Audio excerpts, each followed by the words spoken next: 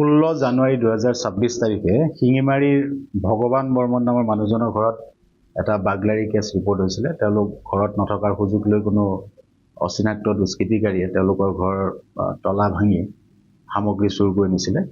তো দদৰা আৰক্ষী চকী আৰু শুৱালকুছি থানাৰ অন্তৰ্গত এলেকাত যোৱা কিছুদিন ধৰি কেইটামান এনেকুৱা ঘটনা ৰিপৰ্টিং হৈছিলে। এই ক্ষেত্ৰত আমাৰ হাজো থানাৰ কেছ নম্বৰ 33/2026 আণ্ডাৰ ছেকশ্যন 305 আৰু 331 ক্লজ 4 BNSৰ অধীনত আমি তদন্ত আৰম্ভ কৰোঁ।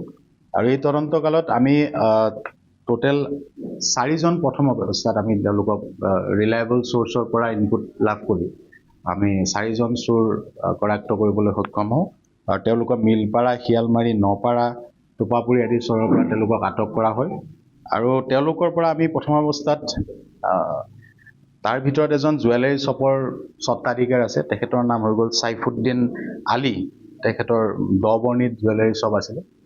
তেওঁলোকৰ অভিযান চলাই আমি ৰূপৰ আইটেম প্ৰায় 8টা আৰু কেছ ₹22,000 আৰু gold item 27 piece golden colour আমি ভেৰিফাই কৰিবলৈ বাকী আছে। আৰু বাইক 4খন আমি তেওঁলোকৰ পৰা উদ্ধাৰ কৰিবলৈ সক্ষম হওঁ। আৰু তেওঁলোক 5জনক, যাৰ নাম হৈছে খোকছেদ আলী, চাইফুদ্দিন আলী, জোৰাণ আলী, আছাৰ আলী আৰু চাইফুদ্দিন আহমেদ, তেওঁলোকক আমি এই কেছ সংক্ৰান্তত যোৱা 25 তাৰিখে গ্ৰেপ্তাৰ কৰি মহামান্য আদালতত হাজিৰ কৰোঁ। আৰু তেওঁলোকক 3 দিনৰ কাৰণে আমি পুলিচ জিম্মাত লওঁ।